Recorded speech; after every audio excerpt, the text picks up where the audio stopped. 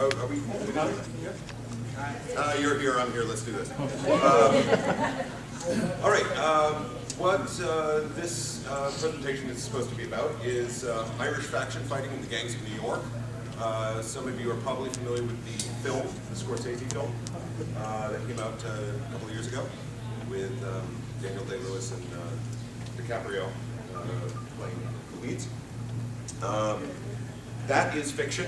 This is history. Okay? That said, this is also designed as introductory background to the workshop, which is going to follow in an hour's time. I think there's like an hour break between the end of this and the beginning of the workshop or something like that. 15 minutes? Fantastic. All right, immediately after this, we're going to do a combat workshop that you're all welcome to participate in over in the courtyard stage of the other hotel on Irish shillelagh as used in Irish faction fighting. So this is the background that makes that work, at least on this continent. So here we have obviously a picture of Charles Dickens, who wrote in his book American Notes in 1842, "From every corner, as you glance about you in these dark retreats, some figure crawls half awakened, where dogs would howl to lie, women and men and boys slink off to sleep, forcing the dislodged rats to move away in quest of better lodgings."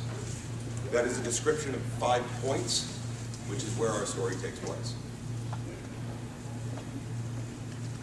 In summer of 1863, Americans were killing each other throughout the North and South, engaged in the Civil War after the South seceded from the Union. The country was rocked by a massive loss of life. On a single day the prior year, September 17, 1862, about 23,000 men died on the battlefield near Antietam Bridge in Sharpsburg, Maryland. With so much blood, the landscape turned red. It remains the deadliest day in American history. This is actually a photograph from Antietam. So much death left the Union's commander-in-chief with a serious problem. Abraham Lincoln needed more fighting men.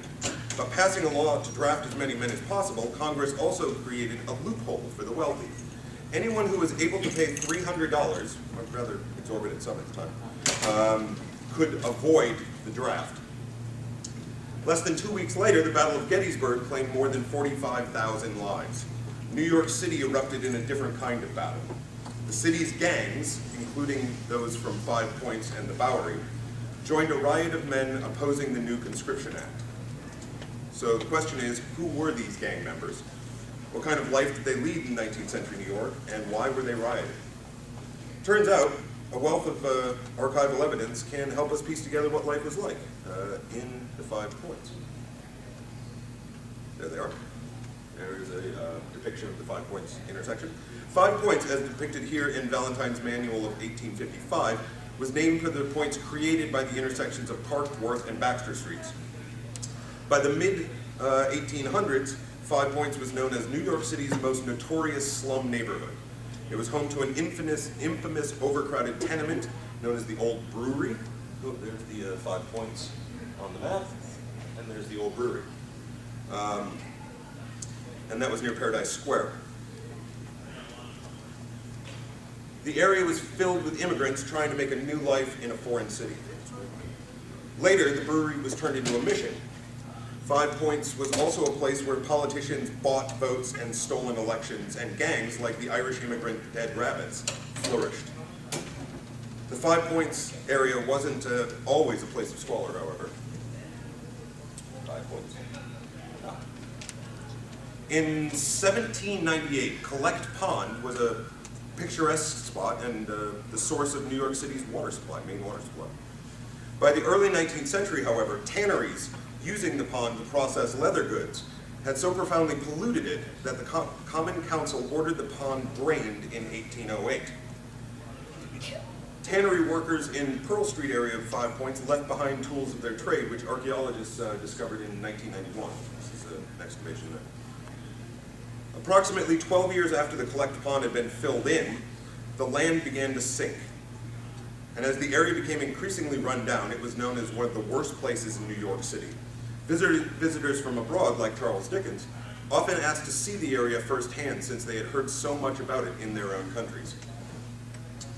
Wealth and poverty often exist side by side, and so it was in 5 Points. The Tobias Hoffman family, who owned a bakery, used expensive porcelain dishes. Others, who worked in nearby tanneries, slaughterhouses, and breweries, were jammed into tenement flats where they had no food or money. This is a typical boarding flat. That is the entire size of the room, by the way. It's not just cropped out. 5 Points was a noisy part of New York. Normal life, not just gang fights, took place on the street. Women and girls in 5 Points and throughout the city were paid extremely low wages, and children sometimes said that they didn't live nowhere.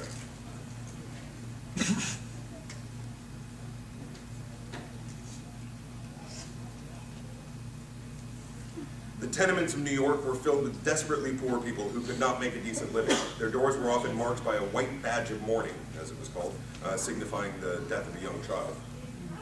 Rum shops and saloons were also prominent fixtures of the 5 Points landscape. Lydia Maria Child describes 5 Points tenements in Letters from New York as follows. How souls or bodies could live there, I could not imagine.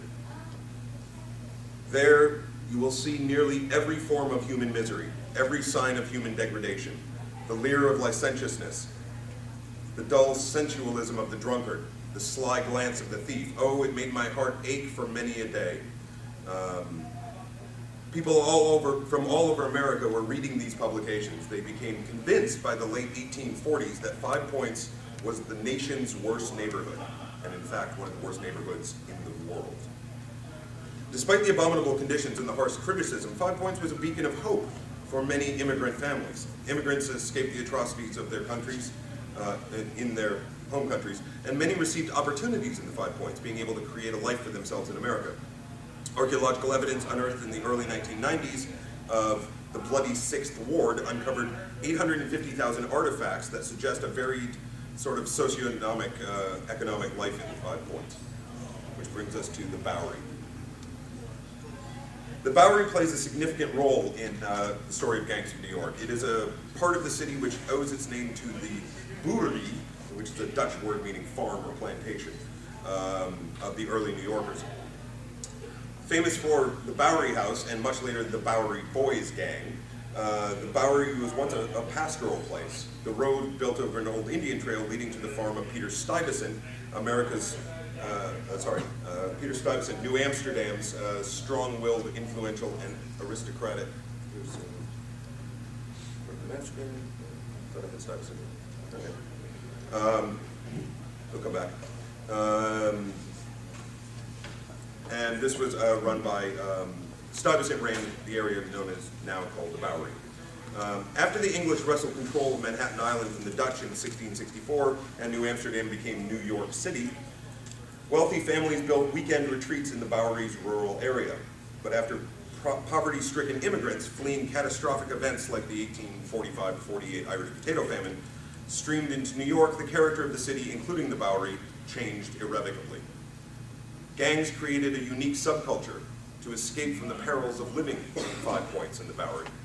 The numerous amusements and events attended by these gang members allowed them to separate themselves from common New Yorkers and establish an identity in their new homeland. Residents in search of a good time could find entertainment on virtually any block in the 5 Points.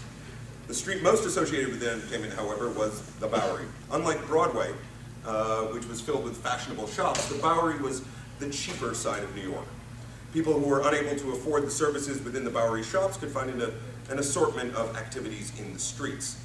Visitors to the Bowery were amazed by the variety of shops, amusements, and the diversity of other visitors.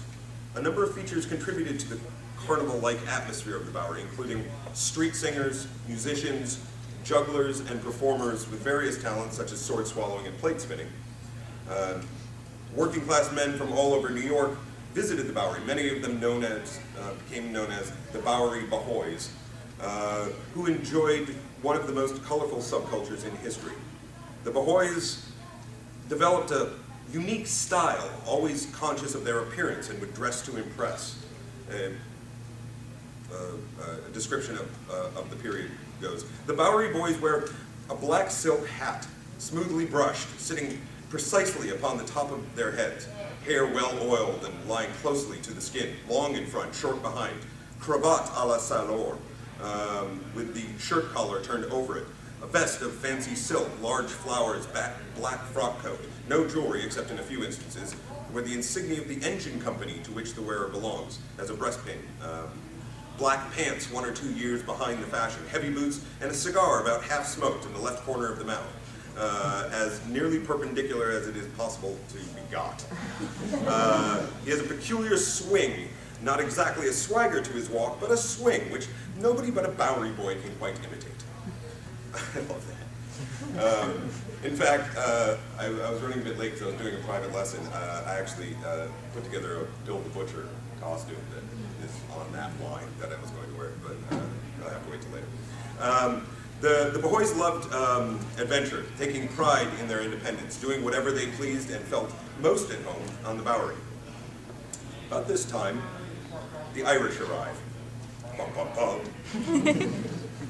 In 1845, a blight ruined Ireland's potato crop. A single crop failure should not have caused a deadly famine, but a national disaster quickly followed when other crops which had not failed were exported. With nothing to sell, potato farmers had no money to pay rent. Landlords evicted families from their homes as starving mothers begged for food. Fathers, trying to provide some type of shelter for their families, carved hovels out of Irish bog. Death had descended on the Emerald Isle. Those who survived had one thought: get the hell out of Ireland. Within 4 years, 1 million people fled the country. But famine ships became coffin ships, as already ill people could not survive the crossing to America. By the time the ships arrived in Boston or New York, they were far less crowded than they were when they had left Europe. Once in New York, immigrants from the same country tended to band together in the same neighborhoods, and young men from those neighborhoods tended to form gangs. Among the most notorious of the gangs in the mid-1800s were those from the Irish section of 5 Points. A self-described Bowery boy, John Ripley, confirms that the Bowery boys were primarily American-born, stating, quote, "I was at that time what was known as a Bowery boy, a distinct gang from either the Know-Nothing or Native American parties." And by Native American, it means born in America, not the indigenous peoples.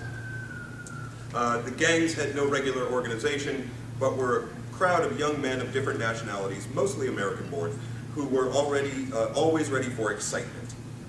Because 95% of 5 Points residents were foreign-born by 1855, it appears unlikely that this subculture appealed primarily to the native-born, though their dress and pizzazz, these gang members sought to separate themselves from mainstream New Yorkers. Their flamboyant outfits and attitudes purposefully stood out. The Bowery boys went as far as to create their own flash talk or slang phrases, inventing terms such as kick the bucket and so long, which we still use, of course. Illegal bare-knuckle prize fights were perhaps the most attractive event for these sporting men.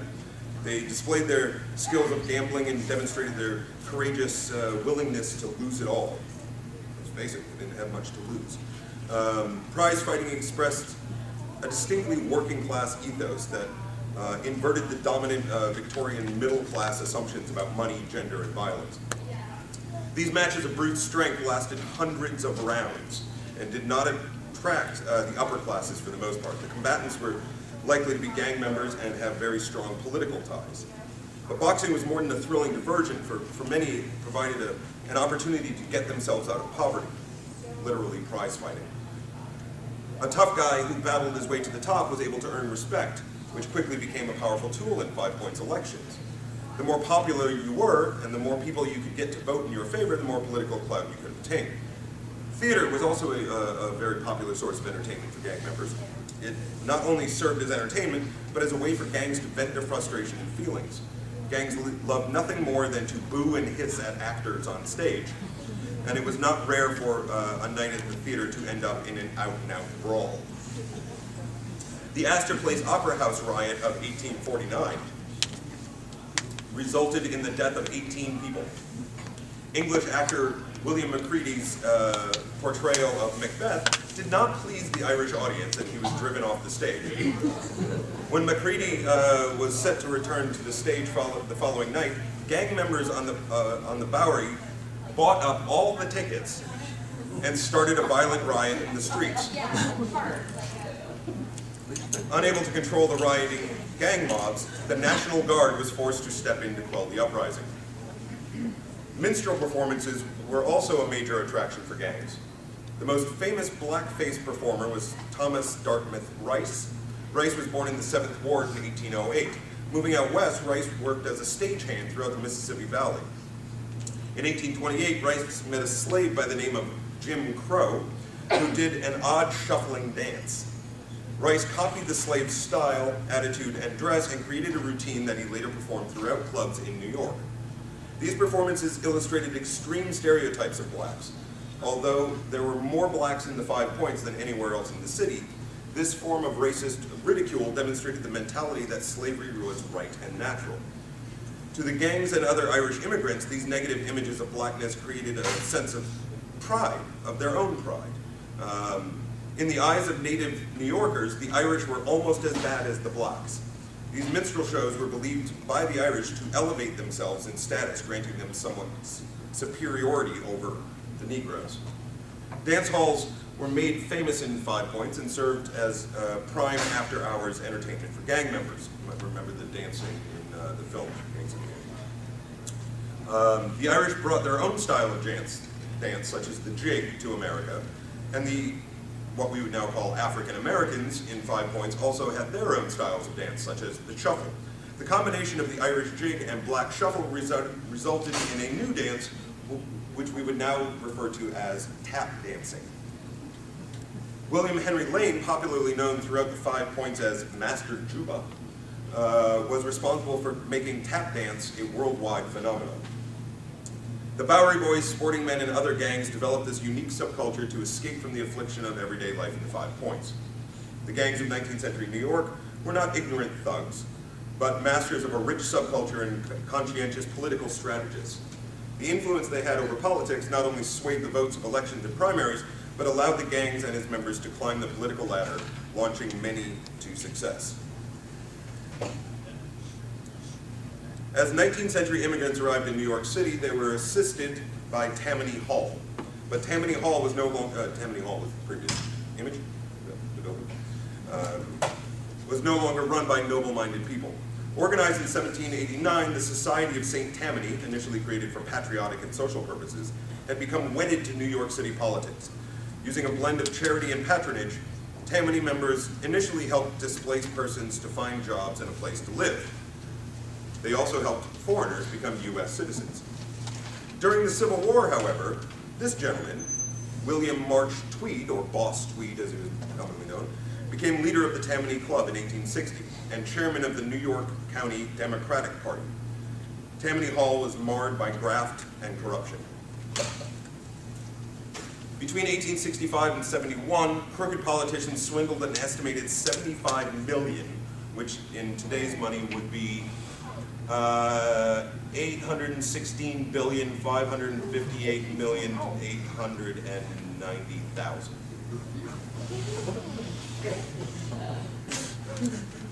As Tammany Hall degenerated into a power-hungry greed machine, its members looked to local gangs as enforcers, intent on having their favored candidates win elections. Tammany politicians dispatched gang members to the polls. Even though that's the polling places, not cracks. Even though they intimidated tenement dwellers from places like Ragpicker's Corner and Bottle Alley to vote for Tammany-backed candidates, gang members were neither arrested nor prosecuted. Boss Tweed and his minions were not the only politicians who used local gangs to bully the poor of New York. The Native American political party was aligned with gangs from the Bowery. Gangs from 5 Points were aligned with Tammany Hall. You see the division happening, I hope. It was inevitable that clashes between the gangs would turn deadly. We now enter Dead Rabbits versus the Bowery Boys. In 1857, vast numbers of Irish working people trying to escape restrictive laws and famine in their own country had moved to the city. Aiming to curb immigrants' drinking habits, the New York State Assembly passed a liquor excise law, which closed all saloons on Sundays. The law took effect on Sunday, the 4th of July, 1857. Totally disregarding the law aimed directly at them, the Irish people of Five Points kept their saloons open. When the police tried to enforce the law, the Irish, led by the Dead Rabbits gang, started a riot.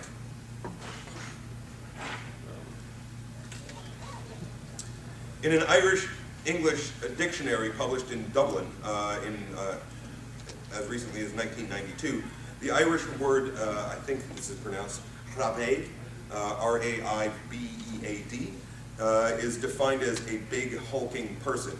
It is that word, raibéad, along with the slang intensifier dead, meaning very, that provides the simple solution to the mystery of why you call them the Dead Rabbits. They are the very big hulking people.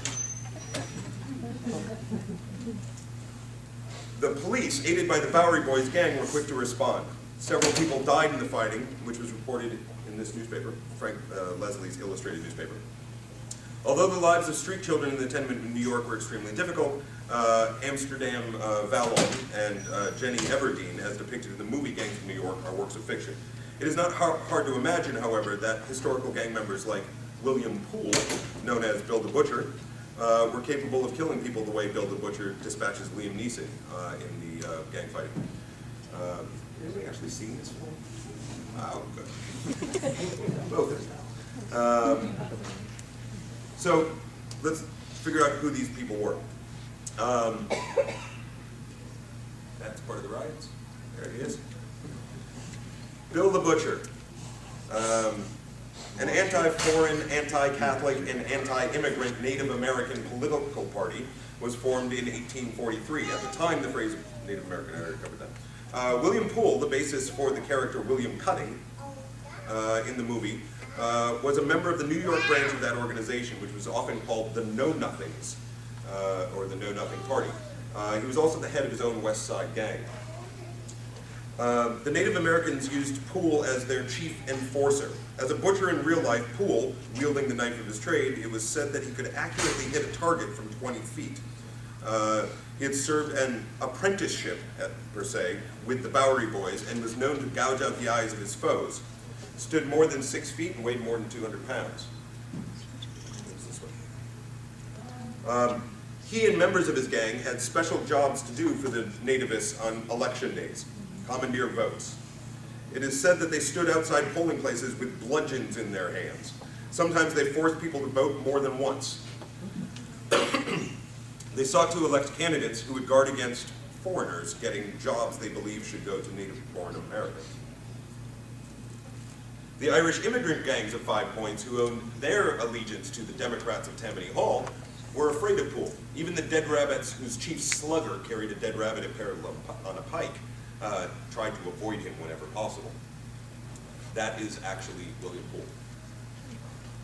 The Native Americans likewise targeted Irish immigrants. After a riot in Philadelphia in 1844, the Pennsylvania Freeman noted, "The immediate cause of these frightful outbreaks is unquestionably to be attributed to the formation of the Native American Party, a party which should be discountenanced by every friend of human brotherhood. There will be no safety, no repulse, and no end to mobocratic excesses until that party everywhere be resolved into its original elements and cease to wound the heart and vex the ear of the suffering humanity." Although the movie Gangs of New York and the story upon which it's based extends his life by 8 years, Bill the Butcher was actually killed in 1855. There it is. Looking very dapper there. On February 24th, 1855, while at a new Manhattan bar known as Stanwix Hall, Poole picked a fight with this chap, John Morrissey. An Irish-born Tammany political opponent, although the newly married Morrissey went home, Poole returned to the bar with his friends. As usual, he was looking for trouble. He found a ready match in the Tammany Sluggers, namely Jim Turner and Lou Baker. Herbert Ashbury, in his book The Gangs of New York, describes the murder of Bill the Butcher as follows. He, Jim Turner, quickly flung aside his tolma, which is a type of cape named after a French actor, Tolma, displaying a huge Colt's revolver with a long barrel strapped about his waist. He drew his weapon, leveled it in the hollow of his elbow, and pulled the trigger. But his aim was poor, and he shot himself in the arm. Whereupon he screeched and fell to the floor. From there he fired again, striking Poole in the leg. Bill the Butcher staggered forward under the impact of the bullet, clutching at Baker with outstretched arms. But the latter dodged, and as Poole fell heavily to the floor, Baker drew a pistol and placed it against his chest. Mortal enemies for a long time, Baker had now had an opportunity to end Poole's life. He fired twice, but Bill the Butcher, although one of the bullets had penetrated his heart and the other had ripped into his abdomen, slowly scrambled to his feet. For a moment he stood swaying before the bar. Then he seized a huge carving knife and staggered toward Baker, screaming that he would cut his assailant's heart out and eat it. But he had gone but a few feet when he collapsed into Charlie Shea's arms. As Poole fell, he flung the knife and the blade quivered in the door jamb as Baker fled. Ever the tough guy, Poole lived with a bullet in his heart for another 14 days. Despite his wounds, Poole lived for 14 days after the shooting, to the vast amazement of his doctors, who declared vehemently that it was entirely unnatural for a man to linger so long with a bullet in his heart. But at last, while Tom Hyer and the other Native American gladiators watched anxiously by his bedside and relayed bulletins to a sorrowful crowd in the street, Bill the Butcher died gasping with his last breath. Goodbye, boys, I die a true American. I love this guy. Louis Baker was never found guilty of killing Bill the Butcher. All three of his trials resulted in hung juries. By 1863, the United States was embroiled in a war between the states that had killed more Americans than any other war. 600,000 people had died thus far. Another million had been seriously injured. As the Union ran short of manpower, Congress passed a conscription act, the draft law. However, was inherently unfair since it gave wealthy men a way to avoid service. As the country was falling apart, Washington politicians unwittingly set the stage for New York City to fall apart. People everywhere were concerned that the conscription law was extremely unfair.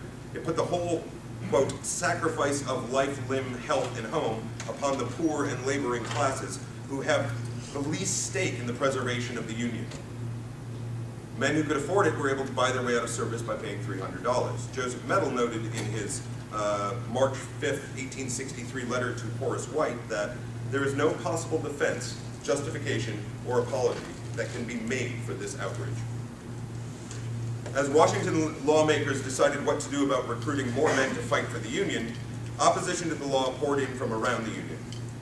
Various members of Congress expressed their opinions to the president, knowing the conscription law would cause controversy and resistance. People gave President Lincoln ideas on how to make the law more palatable. The president himself, needing men to fight the war, expressed his opinion that the law was necessary, and he would see to it that the draft law was faithfully executed. In the summer of 1863, New York City erupted in protest. The New York City rioters rebelled against the conscription law in the summer of '63. For nearly a week in July, lawlessness ruled the streets as draft opposition quickly gave way to gangs who joined forces to fight the establishment. The Dead Rabbits united with their enemies, the Bowery Boys, and other criminal elements to destroy buildings, defy the government, lynch blacks, burn bodies, take over the 2nd Avenue Armory, and generally sack the city. It is estimated that nearly 3/4 of the rioters were young men under the age of 20 who were not even eligible to be drafted. I know these are horrible images, but history isn't always pretty.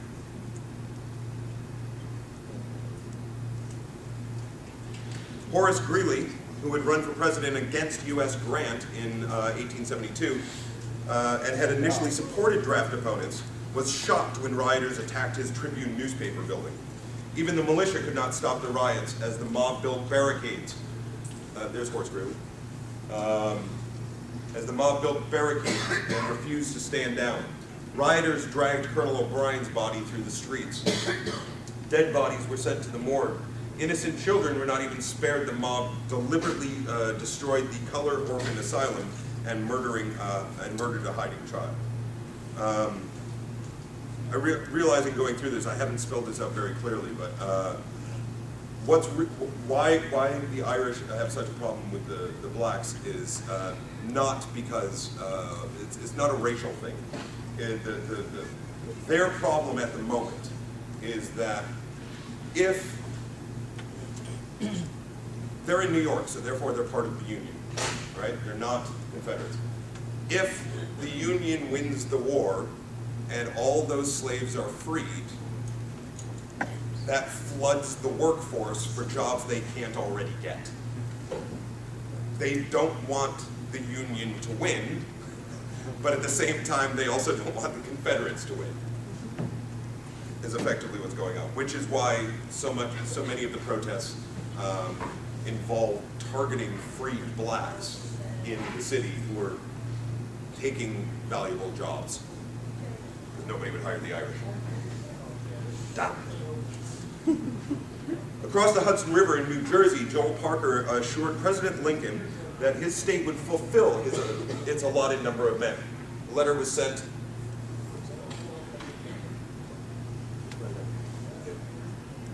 More fights, more barricades, more riders. Here's the letter. The letter was sent on 21st of July, 1863, just days after the deadly riot. This is to Mr. Lincoln. The president had been advised of the conscription riots in New York. Within weeks of those riots, Mr. Lincoln personally denied a request by Horatio Seymour, then governor of New York, who had asked to delay, there he is, good old neckbeard. Seriously. Really? You got elected looking like that? One can understand Governor Seymour's concern. More than 300 buildings were burned or destroyed, and the rampaging mob turned it on its own city. But one can also understand the president's reaction. Weeks before the riots, the North and South had lost a combined total of 45,000 men. Soldiers were few. How are we doing on time? 1:30. 1:30. How long does this goes? Another 10 minutes? Okay. So some additional gangs that we see in the 5 points. The 40 Thieves. It is said that New York City's first gang, there's that. It is said that New York City's first gang was formed in the back room of Rosanna Pierce's grocery store on Center Street, just south of what was then called Anthony Street. Because Rosanna sold liquor for less money than local saloons, her store became a gathering place for murderers, thieves, thugs, and pickpockets, who often fought in their undershirts for some strange reason. Meeting in the store's back room, the 40 Thieves became the city's first organized gang in about 1825. Other gangs, like the Dead Rabbits, also had their roots in grocery stores at the 5 points. Bear in mind that grocery store was the period, the mid-19th century term for a liquor store. Another gang that roamed these streets, the Plug Uglies. To be a member of this 5 points gang, named for the plug hats stuffed with rags, leather, and wool, one had to be of Irish descent and at least 6 feet tall. During fights, the men wore the hats over the ears to protect themselves, which is kind of weird. Eastman gang. As the 19th century neared its end, Jewish gangs, like the Eastmans, became dominant in the 5 points. Hired as enforcers, these men bullied both labor unions and management during unrest in the early 1900s. The 5 Pointers. As more Italian families immigrated to New York City during the 1900s, the nature of American gangs changed. Paul Kelly, whose real name was Paolo Paccarelli, formed the 5 Pointers, a mixed ethnic gang. Some of the most infamous American gangsters eventually came from the 5 Pointers or its affiliates. Such as some of the 5 Pointers remain in popular culture. Johnny Torino, Al Capone, Lucky Luciano, whose influence and exploits caused Time magazine to include him in the magazine's top 100 people of the 20th century. And of course, all those characters appear in Boardwalk Empire. So is Meyer Lansky, Luciano's friend who was born in Russia. Lansky's childhood friend, Bugsy Siegel, is remembered for, among other things, his role in establishing Las Vegas. Today, a federal courthouse sits atop the old Five Points neighborhood. It is an ironic tribute to this small corner of the city which birthed so many of the gangs of New York. Let me leave you with a final thought on the violence of the age. A quote that I found in a newspaper article dated Saturday, 27th of May, 1854, published in the Moreton Bay Courier. And it quotes, "His honor started with what we cannot but regard as a great and dangerous novelty. Everybody has heard that Irishmen are addicted to the use of the stick, or shillelagh. And no doubt there has been a great deal of exaggeration respecting this partiality. Now, Mr. Justice Dickinson thinks that on the trial of an Irishman for murdering another with a stick or bludgeon, evidence respecting his native country may be useful to the jury. Because, argues his honor, Irishmen, being accustomed to beat each other about the head with sticks as a way of greeting, might sometimes kill their antagonists without actually intending it. In other words, an Irishman, when merely intending to give another a drubbing according to the custom of his country, and having no intention to kill or do any serious grievous bodily harm, might chance to fracture a person's skull without being guilty of murder." So if you beat somebody to death with a stick, you're okay as long as you're Irish. Irish. Top of the morning to you, boy.